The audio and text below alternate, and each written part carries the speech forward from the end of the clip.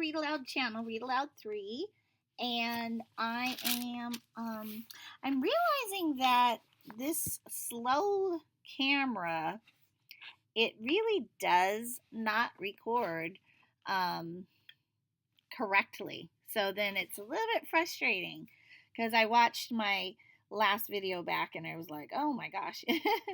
It's like the nice thing is that listening is okay. So as long as you're not like watching the video, it seems like it's not really an issue. So you just listen to it as a podcast at this time while my video mechanism is doing something strange. So let's go ahead and read today because as we talked about in church, uh, at my church today, uh, what is now I'm blanking out, but it's we by hearing the word, is it that we're transformed by the hearing of the word,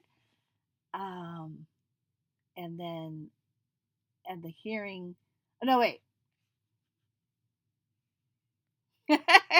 I really want to share that with you because it is a good verse to keep in mind. By the by hearing and hearing from the word of God. Now, what's that first part? Sorry. Okay, we'll get there. This is my intro. Let's see. Faith. That should have been so hard to remember. Faith is a very big word today, but faith is, we can have faith in so many things, right? But we want to have faith put our faith in the right place. And for that, we need the word. Faith comes by hearing, so we can just listen, and hearing comes from the word of God. Yeah, it says hearing by the word of God, and it's from Romans 10:17. Okay, so that's free, as my pastor would say. So moving on to what we are reading today, and that is 1 Samuel chapter 28. I hope you're reading daily with me, or just reading daily yourselves and tuning in with me when you can. Okay, 1 Samuel chapter 28. In those days, the Philistines gathered their forces to fight against Israel. Achish said to David, remember from my last video, if you haven't heard it, please go ahead and listen because we did quite a bit of commentary on chapter 27, and I think that it was very very practical for us, okay, as believers. So let's keep that in mind because David is now in the land of the Philistines and he's kind of subjected himself to Achish as though he were, who he's following, like the ruler or the master. Okay. Achish said to David, you must understand that you and your men will accompany me in the army. David said, then you will see for yourself what your servant can do. So you see, he's calling him a servant. Achish replied, very well, I will make you my bodyguard for life. Now Samuel was dead, and all Israel had mourned for him and buried him in his own town of Ramah. Saul had expelled the mediums and spiritists from the land. Well, that's one positive thing that Saul's done. The Philistines assembled and came and set up camp at Shunem, while Saul gathered all Israel and set up camp at Gilboa. When Saul saw the Philistine army, he was afraid. Terror filled his heart. I mean, Philistines are, they're big guys. And that was why I thought when originally in chapter 27, when it says that, David figured, oh, I'll go live in Philistine land and Saul will give up on, you know, um, basically tracking me down for my life because he won't he won't come after me there. That I thought, well, maybe that was why. It was because, yeah, he's afraid of all those Philistines, circling around him. And it turned out to be a different reason. It turned out to be the strategy that David was using was that, um, actually, to his own demise, was that if he went into Philistine land, Saul's pursuing of him would be pointless because Saul is just trying to stop David from basically being God's right hand man and winning all the glory and all the fame that he, I think, would prefer to have for himself. Yeah, so if he's in the enemy's camp, he his battle has already his battle has already been won by David being self-defeating. Okay, so let's keep going. You have to watch the last video to get more on that. So we are talking about. All right. I got a little lost here. Sorry, guys.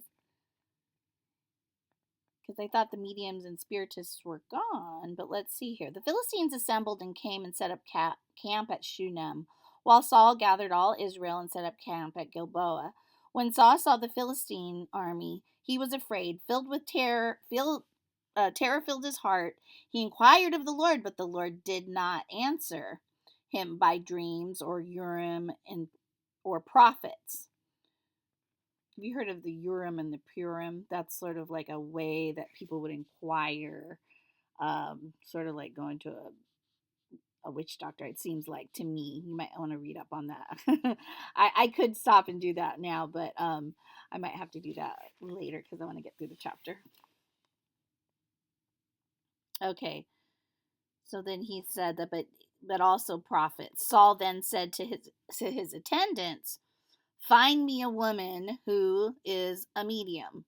He's like, I may have started to, do the right thing, but now that I'm not getting from God what I want, I'm going to go ahead and just consult a medium. So I may go and inquire of her. There is one in Endor, they said. So Saul disguised himself, putting on other clothes, and at night he and 2 men went to the woman. "Consult a spirit for me," he said, "and bring up for me the one I name." But the woman said to him, "Surely you know what Saul has done. He has cut off the mediums and spiritists from the land. Why have you set a trap for my life to bring about my death?" So she's like, we're being outlawed. If you hadn't heard, and I'm not about to just go against the law to help you with what you're wanting, because that could mean, disaster for me. Saul swore to her, "By the Lord, as surely as the Lord lives, you will not be punished for this." Then the woman asked, "Whom shall I bring up for you?" "Bring up Samuel," he said. When the woman saw Samuel, she cried out at the top of her voice and said to Saul, "Why have you deceived me? You are Saul." The king said to her, "Don't be afraid. What do you see?" The woman said, "I see a ghostly figure coming up out of the earth." "What does he look like?" he asked. "An old man wearing a robe is coming up," she said. Then Saul knew it was Samuel, and he bowed down and prostrated himself with his face to the ground. Samuel said to Saul, "Why have you disturbed me by bringing me up?" Isn't that interesting, this whole exchange? "I am in distress," Saul said. "The Philistines are fighting against me, and God has departed from me. He no longer answers me, either by prophets or by dreams. So I have called on you to tell me what to do." Okay, So now the Urim and the Purim, I've heard them referred to together. They must be something that God uses. I remember like when I can't remember the person that this happened with in the Bible, where it talks about they asked for a sign, and they put out I can't remember what it's called. You've probably heard this terminology before too. Like they put a fleece, and then in the morning, if the fleece is soaking, then I'll know that this is from God. So God has used these kinds of things to speak to his people and his prophets, obviously, right? So he's just saying like none of this is working. God isn't speaking to me, and so I'm just going to go around him, and I'm going to call on the dead myself. So okay, so then he said, um he no longer answers me either by prophets or by dreams, so I've called on you to tell me what to do. Samuel said, why do you consult me now that the Lord has departed from you and become your enemy? The Lord has done what he predicted through me. The Lord has torn the kingdom out of your hands and given it to one of your neighbors, to David. If you didn't know, now you know. Because you did not obey the Lord or carry out his fierce wrath against the Amalekites.